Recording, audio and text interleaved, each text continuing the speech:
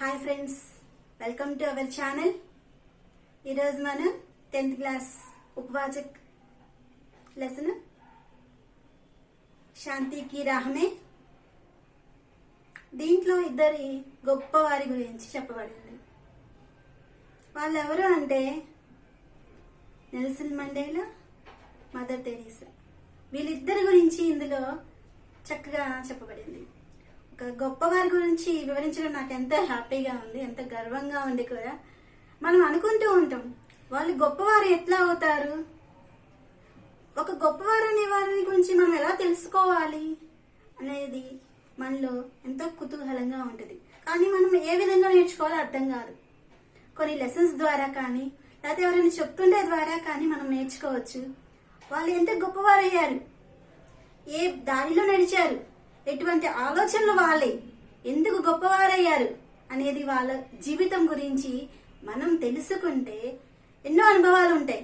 ఆ అనుభవాలు అన్ని కాకపోయినా కొన్ని నేర్చుకునే ప్రయత్నం చేస్తే మనం కూడా కొంతైనా సరే గొప్పవారు కావచ్చు అనేది నా ఉద్దేశం.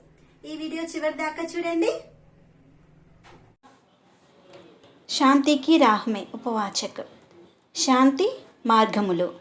यदि हमारे पास दुनिया का सारा वैभव और सुख साधन उपलब्ध है परंतु శాంతి नहीं है तो वैसे సుఖ సాధన వ్యర్థ है. ఒకవేళ మన దగ్గర ప్రపంచంలో ఉన్నటువంటి వైభవములు సుఖ సాధనాలన్నీ అందుబాటులో ఉండి కానీ శాంతి లేకపోతే అటువంటి సాధనాలన్నీ కూడా వృధాని.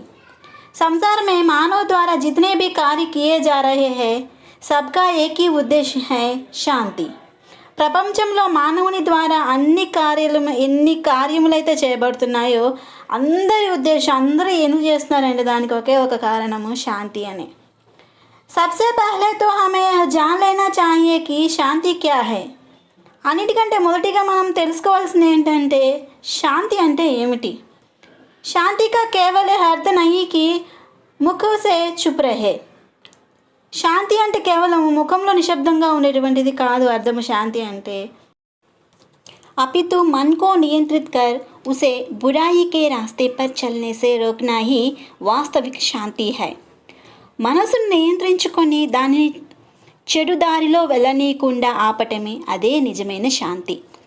इसलिए जहाँ शांति है वहाँ सुख है, जहाँ सुख है वही स्वर्ग है, जहाँ स्वर्ग है वही दुनिया का శ్రేష్ఠ స్థాన్ है. ఇందువల్ల ఎక్కడ శాంతి ఉందో అక్కడ సుఖం ఉంది, ఎక్కడైతే సుఖం ఉందో అక్కడ స్వర్గం ఉంది. ఎక్కడ స్వర్గం ఉందో అదే ప్రపంచంలో శ్రేష్టమైన స్థానంలో ఉంది. युद्ध, दुख, लालच और सभी पीड़ाओं को मिटाने का एकमात्र साधन है శాంతి. యుద్ధము, దుఃఖము, దురాశ మొదలైన అన్ని బాధలను రూపుమాపే ఒకే ఒక సాధనం శాంతి. धन दौलत से भौतिक संपदा खरीद सकते हैं. ధన సంపదలతో భౌతిక సంపదలను కొనగలం కానీ శాంతిని కాదు. किंतु शांति नहीं. यही कारण है दुनिया भर के कई धनी देश शांति को बनाए रहने के लिए युद्ध के लिए तत्पर हो रहे हैं. ఇదే కారణం ప్రపంచం మొత్తం చాలా ధనిక దేశాలు శాంతి నెలకొల్పటానికి యుద్ధం కోసం సిద్ధంగా ఉన్నారు. युद्ध से कभी शांति स्थापित नहीं हो सकती. యుద్ధం వలన ఎప్పుడూ కూడా శాంతిని స్థాపింపలేము. बल्कि सभी देशों के बीच चर्चा एवं सहयोग के द्वारा शांति की स्थापना की जा सकती है. ఒకవేళ అన్ని దేశాల మధ్య చర్చలు మరియు సహకారాల ద్వారా శాంతిని స్థాపించవచ్చు. इसी उद्देश्य से 24 अक्टूबर 1945 में संयुक्त राष्ट्र संघ की स्थापना हुई. ఈ ఉద్దేశంతోనే అక్టోబర్ 24, 1945లో అంతర్జాతీయ సంఘం స్థాపించబడింది. इसका मूल उद्देश्य है विश्व के सभी देशों के बीच शांति की स्थापना करना. దీని యొక్క ముఖ్య ఆశయం ఏంటంటే ప్రపంచంలో అన్ని దేశాల మధ్య శాంతిని నెలకొల్పటమే. इतना ही नहीं, शांति के क्षेत्र में उत्कृष्ट कार्य करने के लिए हर वर्ष నోబెల్ పురస్కార్ भी दिया जाता है. అంతేకాకుండా శాంతి క్షేత్రంలో శ్రేష్టమైన కార్యములు చేసిన వాళ్ళందరికీ కూడా ప్రతి సంవత్సరం నోబెల్ పురస్కారములు ఇవ్వబడుతున్నాయి. శాంతి की स्थापना में अपना जीवन समर्पित करने वाले कई महान हस्तियां है. శాంతి నెలకొల్పే విషయంలో ఎంతోమంది గొప్పవారు తమ జీవితాలను ధారపోశారు. यहाँ उनकी में से दो महान लोगों के महान कार्यों के बारे में दिया जा रहे हैं. ఇక్కడ వారిలో నుండి ఇద్దరు గొప్ప వ్యక్తుల కార్యములను గురించి ఇవ్వబడినది. जिन्होंने अपना सारा जीवन अहिंसा, शांति, सेवा और भाईचारे की स्थापना में लगा दिया है. వారు తమ జీవితం అంతా కూడా అహింస, శాంతి, సేవ మరియు అన్నదమ్ముల ప్రేమ నెలకొల్పటంలో నిమగ్నమైనారు. అటువంటి గొప్పవారిలో ఒకరు नेल्सन मंडेला जी. मंडेला के नाम से विश्व भर में प्रख्यात शांति दूत का नाम नेल्सन रोलिह्ला मंडेला था. మండేలా గారి ప్రపంచ ప్రసిద్ధి చెందిన ప్రముఖ శాంతిదూత అని అంటారు. ఆయన పూర్తి పేరు नेल्सन रोलिह्ला मंडेला. उनका जन्म 18 जुलाई 1918 को दक्षिण अफ्रीका में हुआ. ఆయన 18 జూలై 1918లో దక్షిణాఫ్రికాలో జన్మించారు. वे దక్షిణాఫ్రికా ప్రథమ అశ్వేత రాష్ట్రపతి थे. ఆయన దక్షిణాఫ్రికాకు మొట్టమొదటి నల్ల జాతీయుల రాష్ట్రపతి అన్నమాట. राष्ट्रपति बनने से पूर्व वे दक्षिण अफ्रीका में सदियों से चल रहे रंगभेद का विरोध करने वाले अफ्रीकी नेल्सन कांग्रेस और इसके सशस्त्र गुट उमा खोतोंवे सिजवे के अध्यक्ष रहे. ఈయన దక్షిణాఫ్రికాలో నల్ల జాతీయులు ఉన్నటువంటి మొట్టమొదటి రాష్ట్రపతి అని చెప్పుకున్నాం కదా. ఆయన ముందు దక్షిణాఫ్రికాలో శతాబ్దాల నుంచి జరుగుతున్నటువంటి వర్ణ వివక్షతను విరుద్ధంగా ఆఫ్రికీ నేషనల్ కాంగ్రెస్ మరియు సాయుధ దళమైన ఉమా ఖోతోంవే సిజవేకు అధ్యక్షుడు. रंगभेद विरोधी संघर्ष के कारण उन्होंने 27 वर्ष रॉबिन द्वीप के कारागार में बिताया. వర్ణ వివక్షతకు విరుద్ధంగా పోరాడిన నేరానికి వారిని 27 సంవత్సరాలు రాబిన్ ద్వీపానికి చెందిన జైల్లో బంధించారు. उन्हें कोयला खनिक का काम करना पड़ता था. అక్కడ వారు బొగ్గు గనుల్లో పని చేయవలసి వచ్చింది. सन 1990 में श्वेत सरकार ने से हुए एक समझौते के बाद उन्होंने नए दक्षिण अफ्रीका का निर्माण किया. 1990లో తెల్లజాతి వారితో జరిగిన ఒక ఒడంబడిక తర్వాత కొత్త దక్షిణాఫ్రికాను నిర్మించారు. वे दक्षिण अफ्रीका एवं समूचे विश्व में रंगभेद का विरोध करने के प्रतीक बन गए. తర్వాత వారు దక్షిణాఫ్రికాకు ప్రపంచంలో వర్ణ వివక్షతకు విరుద్ధంగా చిహ్నంగా ఉన్నారు. संयुक्त राष्ट्र संघ ने उनके जन्मदिन को नेल्सन मंडेला अंतर्राष्ट्रीय दिवस के रूप में मनाने का निर्णय लिया. ఆ తర్వాత ఐక్యరాజ్య సమితి వారి యొక్క జన్మదినాన్ని నెల్సన్ మండేలా అంతర్జాతీయ దినోత్సవంగా జరుపుకోవాలని నిర్ణయించింది. दक्षिण अफ्रीका के लोग मंडेला को व्यापक रूप से राष्ट्रपिता मनाते हैं. దక్షిణాఫ్రికా యొక్క ప్రజలు మండేలాను జాతిపితగా భావిస్తారు. उन्हें लोकतंत्र के प्रथम संस्थापक और उद्धारकर्ता के रूप में देखा जाता था. వారిని ప్రజాస్వామ్యం యొక్క మొదటి సంస్థాపకుడిగా మరియు ఉద్ధరించువానిగా రూపంలో చూస్తూ ఉంటారు. దక్షిణాఫ్రికా में प्रायः उन्हें मदीबा कहकर बुलाया जाता है. దక్షిణాఫ్రికాలో వారిని మదీబా అని పిలుస్తూ ఉంటారు. यह शब्द बुजुर्गों के लिए सम्मान सूचक है. ఈ శబ్దాన్ని పెద్దలను గౌరవించడానికి వాడతారు. उन्हें अब तक 250 से भी अधिक राष्ट्रीय व अंतर्राष्ट्रीय पुरस्कारों से सम्मानित किया गया है. ఈయన ఇప్పటి వరకు 250 కంటే ఎక్కువ జాతీయ మరియు అంతర్జాతీయ పురస్కారములతో గౌరవించారు.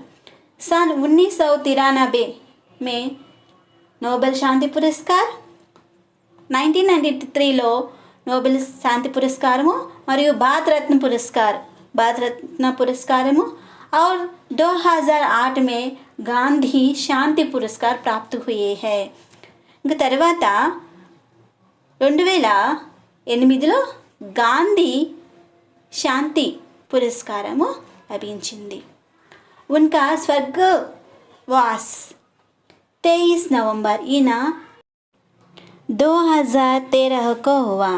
ఈయన नवंबर 23, 2013లో చనిపోయారు. ऐसे महान शांतिदूती के निधन पर सारे विश्व ने अपूर्व श्रद्धांजलि समर्पित की. ఇటువంటి గొప్ప శాంతిదూత మరణించినప్పుడు ప్రపంచం మొత్తం శ్రద్ధాంజలి ఘటించింది. इनका संघर्षमय जीवन हमें शांति की राह में चलने के लिए पद प्रदर्शित करता है. వీరి సంఘర్షణతో కూడిన జీవితం మనకు శాంతి మార్గంలో నడవాలని దారి చూపిస్తున్నారు.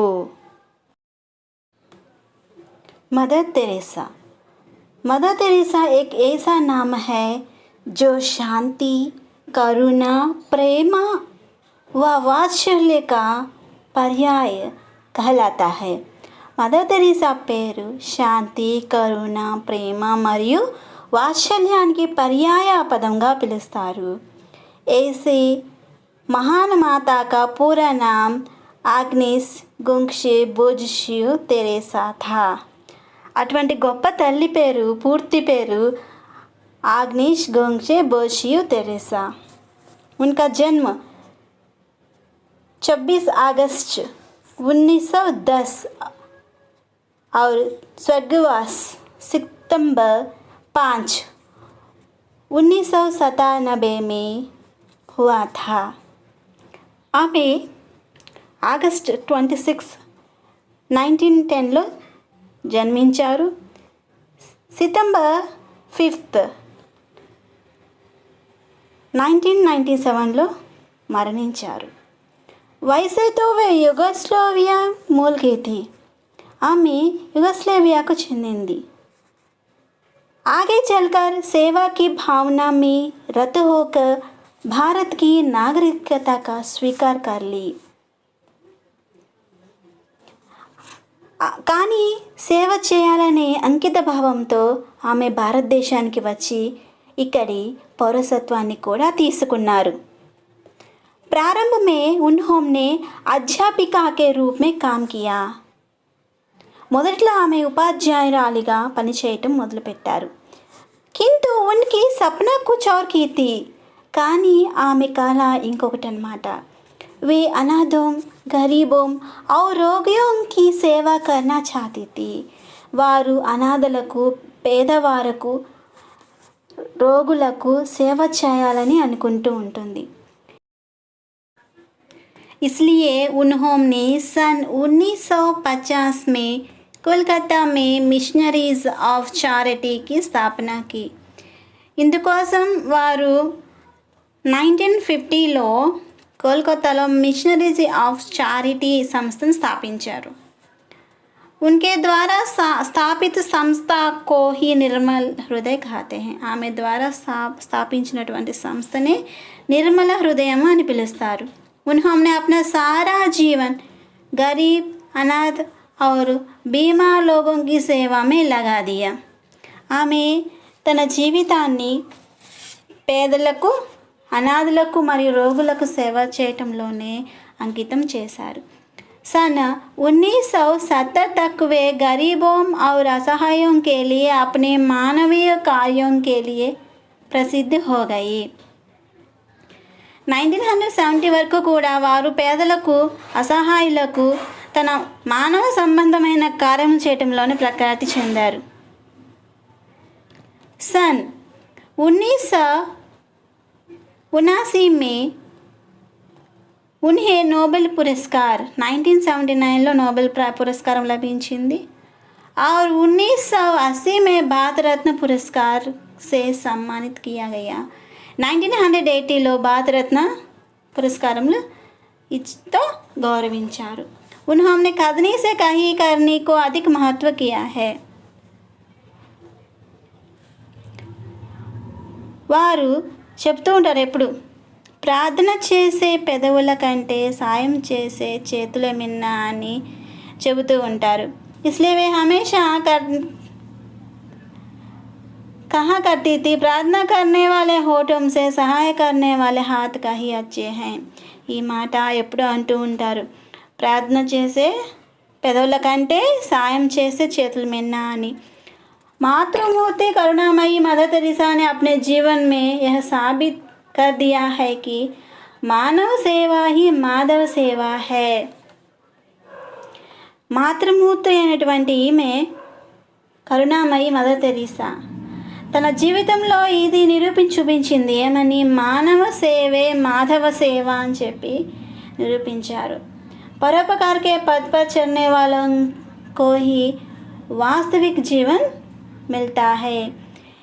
ఇతరులకు ఉపకారం చేస్తూ ఉండే దారిలో నడిచే వారిలో నిజమైన జీవితం లభిస్తుంది. आज वे हमेशा हमारे बीच नहीं रही. వారు ఈరోజు మన దగ్గర లేరు. किंतु उनके महान विचार, వారి యొక్క గొప్ప ఆలోచనలు, उत्कृष्ट कार्य और श्रेष्ठ परोपकारी गुण आज भी एक दिव्य ज्योति के रूप में हमें वास्तविक जीवन बिताने की राह दिखाते हैं. ఆమె శ్రేష్టమైన కార్యముల వలన ఉపకారం చేసే గుణం ఎప్పటికీ కూడా దివ్య జ్యోతి రూపంలో మనకు నిజమైన జీవితాన్ని గడపమనే మార్గాన్ని చూపిస్తున్నారు. చూసారా వీరి యొక్క జీవితం ఎంత గొప్పగా ఉందో. వాళ్ళు వింటుంటేనే మనకి ఏదో ఒక ఉత్సాహం అనేది వస్తూ ఉంటుంది. అట్లాగే మనకి 4 క్వశ్చన్స్ ఇచ్చారు ఇక్కడ. శాంతి की परिभाषा क्या हो सकती है अपने शब्दों में बताइए. అంటే శాంతి యొక్క పరిభాష ఏమై ఉండొచ్చు మీ పదాల్లో రాయండి. నెల్సన్ మండేలా के जीवन में से हमें क्या संदेश मिलता है. నెల్సన్ మండేలా గారి జీవితం వల్ల మన ఏ సందేశం లభిస్తుంది మనకి. మదర్ తెరీసా ने अपने जीवन में क्या सिद्ध कर दिखाया. మదర్ తెరీసా తమ యొక్క జీవితంలో ఏమి చేసి నిరూపించి చూపించారు. प्रार्थना करने वाले होठों से कहीं अच्छे सहायता करने वाले हाथ हैं. पंक्ति का भाव स्पष्ट कीजिए. ప్రార్థన చేసేటువంటి పెదవుల కంటే సాయం చేసేటువంటి మిన్న అని చెప్పి మదర్ తెరీసా గారు చెప్పారు కదా, దాని యొక్క భావం ఏమై ఉండొచ్చు మీ సొంత మాటల్లో రాయండి. వీటిలో మనకి 4 క్వశ్చన్స్లో నుంచి ఇంపార్టెంట్ క్వశ్చన్స్ వస్తాయి.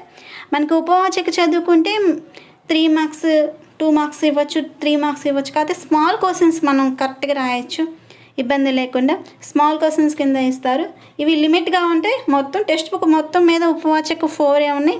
ఈ 4 ప్రిపేర్ అయితే మనకు స్మాల్ క్వశ్చన్స్ రాయడానికి చాలా ఈజీగా ఉంటుంది. ఒక్కొక్కసారి పేపర్ ప్యాటర్న్ ఎగ్జామ్ పేపర్ మారుతూ ఉంటుంది కాబట్టి అట్లనే డెఫినెట్గా మనకి ఇందులోటువంటి క్వశ్చన్స్ ఉపవాచక క్వశ్చన్స్ ఇస్తూ ఉంటారు. లిమిట్ క్వశ్చన్స్ ఉంటే ఈ లెసన్కి వచ్చేసి 4 ఉన్నాయి. అట్లా అన్ని ఉపవాచక మాత్రం 4 ఆ 3 క్వశ్చన్సే ఉంటాయి. అంటే డైరెక్ట్ క్వశ్చన్స్ అనమాట, మార్చి కూడా ఇచ్చేది ఉండదు, డైరెక్ట్గా ఇస్తారు కాబట్టి వెరీ ఇంపార్టెంట్ క్వశ్చన్స్ ఇవి చక్కగా ప్రిపేర్ అయితే మీకు స్మాల్ క్వశ్చన్స్ రాయడానికి చాలా ఈజీగా ఉంటుంది. ఇక నేను కొంతమంది చూపించాను. ఇట్లా గొప్పవారి యొక్క జీవిత చరిత్రలు తెలుసుకోవటం ద్వారా మనకి వాళ్ళకు గొప్పతనం ఏంటి, వాళ్ళు ఎందుకు అలా పెద్దవారయ్యారు, ఎందుకు వారికి అంత పేరు వచ్చిందని తెలుస్తూ ఉంటుంది. అంటే మనకు వీలైనప్పుడు వాళ్ళ చరిత్రలు చదువుతూ ఉంటే మనకి చాలా నాలెడ్జ్ పెరుగుతుంది. Okay, thank you so much.